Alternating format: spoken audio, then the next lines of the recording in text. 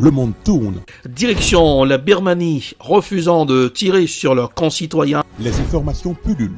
Tout de suite, voici les informations. C'est le moment d'ouvrir la page internationale avec Erlich Dorelas depuis Boston, Massachusetts. Bonsoir et bon début de semaine aux auditeurs de la radio évangélique Hosanna 102.3 FM à Jacmel. Erlich Dorelas depuis Boston, la capitale des grandes écoles du monde.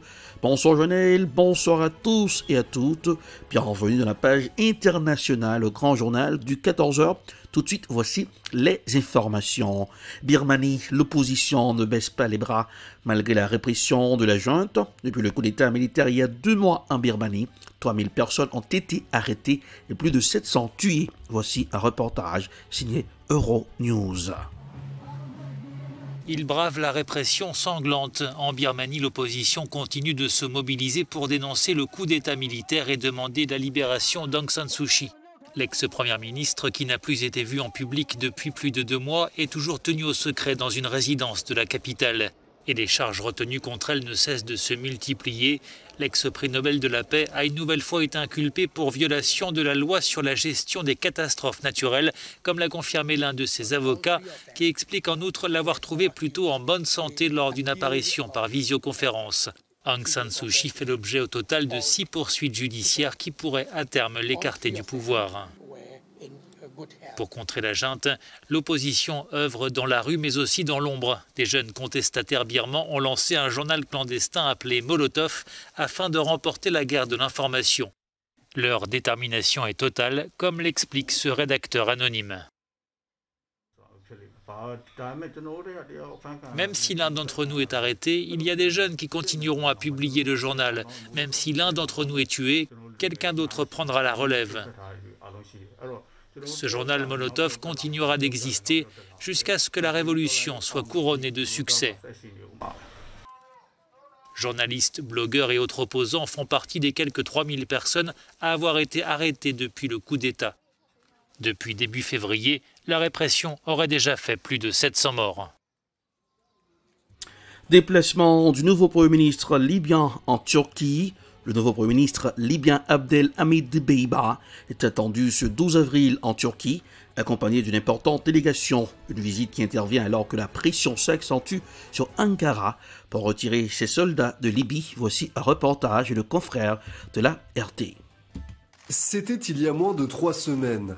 Fin mars, le président du conseil présidentiel libyen, Mohamed El Menfi, rencontrait le président turc à Ankara.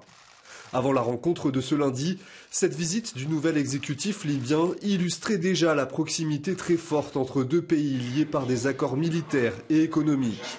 Mais Tripoli souhaite prendre de la distance. La Libye a ainsi officiellement demandé à la Turquie de retirer ses troupes présentes sur son sol d'ici la fin du mois de mai.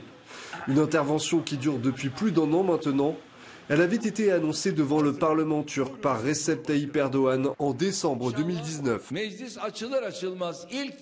Nous allons présenter la motion pour l'envoi de soldats en Libye dès la reprise des travaux du Parlement. Si Dieu le veut, nous pourrons le faire adopter le 8 ou le 9 janvier et répondre ainsi favorablement à l'invitation du gouvernement libyen légitime.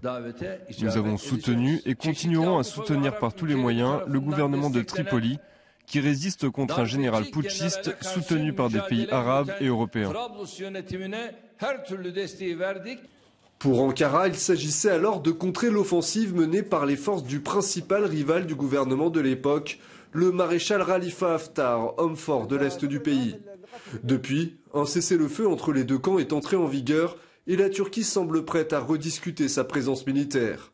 Mais Ankara souhaite préserver ses intérêts économiques en Libye, notamment en multipliant les investissements et en participant activement à la reconstruction du pays. Alors que le nouveau gouvernement libyen doit gérer les affaires courantes jusqu'aux élections prévues fin décembre, l'Union européenne et les États-Unis exigent un retrait rapide de toutes les troupes étrangères de Libye, et notamment les troupes turques. Un rappel à l'ordre repris par le président français. Moi je pense que l'une des situations les plus graves, c'est ce qui se passe en Libye. Vous l'avez dit, malgré la conférence qu'on avait tenue à Berlin, Turquie n'a pas tenu sa parole, elle a envoyé des combattants étrangers, elle a envoyé son armée. Moi, je mets beaucoup de pression pour qu'on ait maintenant un retrait. La présence turque en Libye a également été évoquée il y a quelques jours lors de la visite à Ankara de hauts représentants européens. Bruxelles qui souhaite ne pas fermer la porte à des discussions avec la Turquie. En guise d'encouragement, l'UE s'est dit prête à reprendre le dialogue à haut niveau suspendu en 2019 sur certains sujets, notamment la sécurité, l'environnement et certaines facilités de visa pour les ressortissants turcs. Direction le Mozambique, craint de nouvelles attaques terroristes dans le nord-ouest. Selon l'agence de presse Lusa, des analystes du Panga-Risk ont prévenu leurs clients d'une potentielle attaque dans quelques semaines contre la ville de Quitandra, près du site du projet Afongi. Voici un reportage signé Africa News. Une nouvelle attaque terroriste serait imminente dans le nord du Mozambique. Cet avertissement émane d'une note de la société de conseil Panga-Risk. Selon l'agence de presse Lusa, les analystes de cette société ont prévenu leurs clients d'une potentielle attaque dans quelques semaines contre la ville de Kitunda, près du site du projet Afongi. Panga-Risk s'inquiète également d'autres attaques à Palma, alors que les insurgés cherchent à reprendre le contrôle du territoire au nord de Musimbaô da Praia. Le gouvernement mozambicain pour sa part réaffirmé que l'attaque dans le nord est une attaque contre l'ensemble du pays.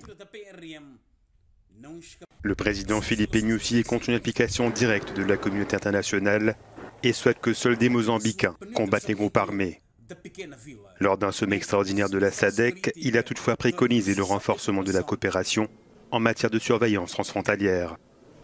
Depuis 2017, plusieurs groupes islamistes armés sèment la terreur dans la province de Cabo Delgado. La violence s'est intensifiée au cours de ces 2 dernières semaines, après des attaques dans la ville de Palma.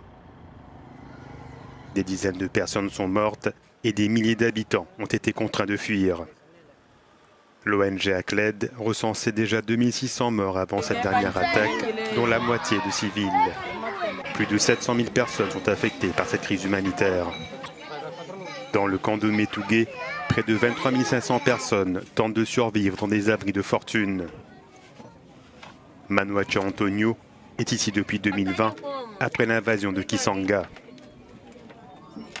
Cette fermière attend la fin des violences pour rentrer chez elle. J'aimerais rentrer chez moi. C'est très difficile parce que je ne sais pas où trouver de l'argent pour acheter des vêtements ou des biens pour la maison.